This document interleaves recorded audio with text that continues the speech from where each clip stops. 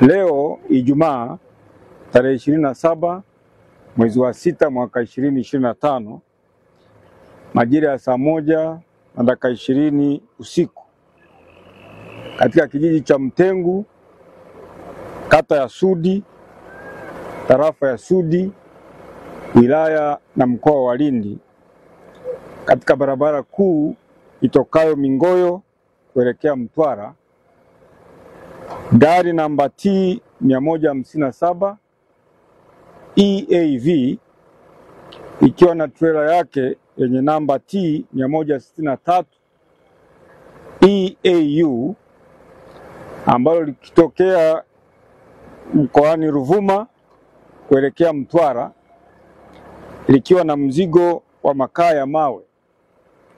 Lilipofika maeneo haya ya Mtegu, liliacha njia upande wa kulia mwa barabara, likafika mahali ambako kulikuwa na wananchi, idadi yao zaidi ya 10, wakiwa wamekaa nje ya nyumba yao, na hapo jirani ya nyumba kulikuwa na kibanda cha biashara.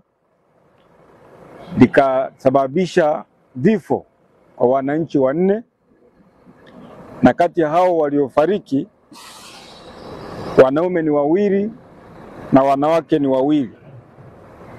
Lakini pia gari hili limesababisha majeruhi kwa wananchi 4, na kati ya hao wanaume ni 2 na wanawake ni 2.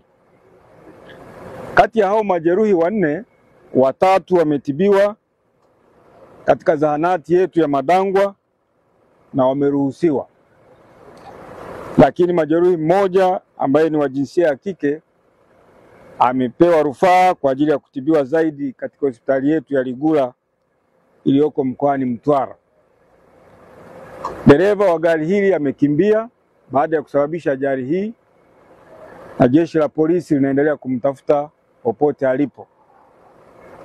Chanzo cha ajali mpaka sasa kinachunguzwa, kwa sababu hatujapata taarifa na wala uchunguzi wa awali haujaanzisha kuona kwamba ajali imesababishwa na nini, lakini tunadhani inaweza ikawa ni hitilafu kwenye gari au ni mteremko mkali ambao uko maeneo haya, lakini tutatoa taarifa zaidi chanzo cha ajali hii ni nini.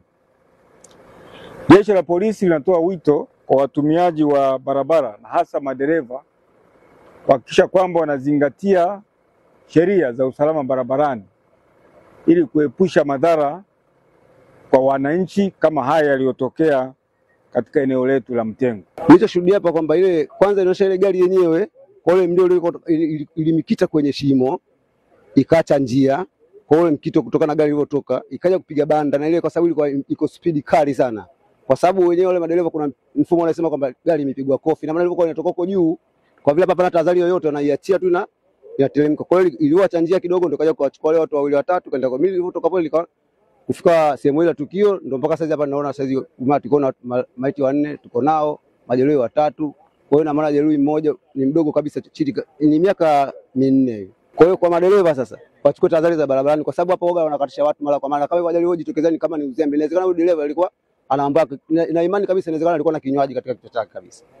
Kwa hiyo unaomba madereva tumesheleza barabarani, kwa sababu kuna kibao cha 50 kinasoma kule juu, uliona utaratibu tu kupunguza mwendo, gari kaendelea kwa mwendo mdogo mdogo.